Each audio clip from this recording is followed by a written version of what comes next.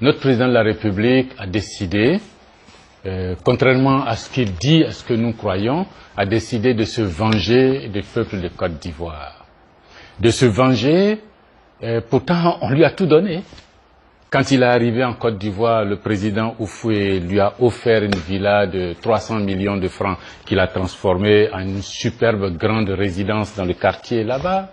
On lui a permis de rentrer plusieurs dizaines de tonnes de marchandises hors douane, hors taxes, pas de problème. On lui a donné la position de Premier ministre. Il a fait tout ce qu'il a voulu pendant une période. Le président malade, il a gouverné ce pays. Mais aujourd'hui, enfin, depuis qu'il a quitté le pouvoir en ce moment-là, il n'a qu'une idée fixe, se venger de ce pays, se venger des descendants d'Houphouët, se venger de Bédié, se venger de Gbagbo, se venger des Ivoiriens, se venger de sa justice, se venger de ses cadres de l'école, se venger de son système de santé, se venger de son système éducatif, se venger de tout. Et le travail qu'il fait méticuleusement, contrairement à ce qu'il dit, contrairement à ce que vous croyez, ce n'est pas pour préparer la Côte d'Ivoire aux défis de demain, mais c'est pour saper complètement le moral des Ivoiriens, c'est pour déprogrammer institutionnellement, déprogrammer politiquement, déprogrammer économiquement ce pays-là et pour de longues années. Quand il fait des écoles, c'est pour faire passer les enfants avec des niveaux de connaissances en dessous, 3 à 4 points en dessous de la moyenne. Où est-ce que vous allez aller avec des cadres de ce genre-là dans un monde qui devient de plus en plus compétitif? Quand il fait un système de santé, c'est pour proclamer que c'est gratuit, mais à l'intérieur, il n'y a rien. On vous dit que le pain est gratuit, mais il n'y a pas de boulangerie.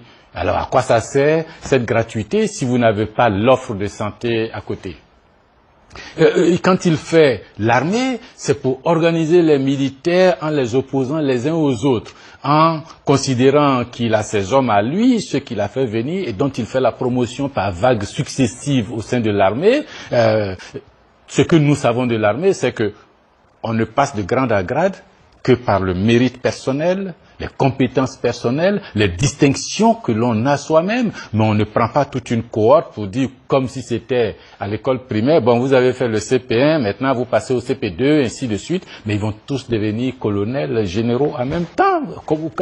Où est-ce que vous voulez aller avec ça? Vous regardez la police, elle est utilisée pour brimer, pour faire chanter les partis politiques, et avec une nouveauté, l'idée que tous les naturalisés en Côte d'Ivoire n'ont pas le droit de faire de politique ailleurs que dans le parti du président de la République. Vous prenez la justice, elle est encombrée, concentrée sur Abidjan, alors qu'il y a des zones de silence judiciaire en Côte d'Ivoire, et là où on a le plus besoin de magistrats, de trancher dans les conflits, que ce soit des conflits fonciers, que ce soit dans les crimes, que ce soit dans...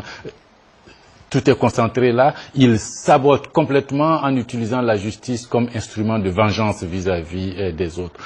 Tous les domaines vous allez prendre. La diplomatie, il oppose la Côte d'Ivoire à la volonté de la CEDEAO d'aller vers une intégration économique, monétaire et politique. Et lui préfère rester dans son franc CFA sous la tutelle du Trésor public français.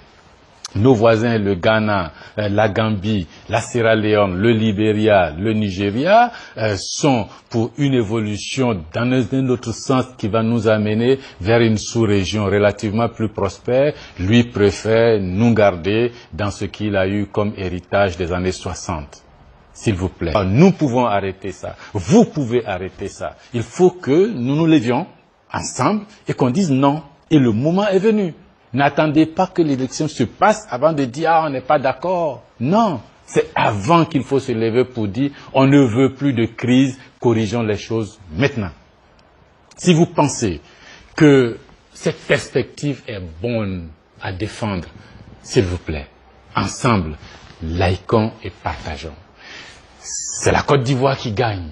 Peu importe qui sera président, mais mettons en place les institutions qu'il faut pour que le président nous respecte, pour que le président vous respecte, pour que le président soit un citoyen d'ici qui vous rende compte et auquel vous pouvez demander des comptes, le virer si vous n'en voulez plus, et puis le reconduire si vous pensez qu'il a bien travaillé.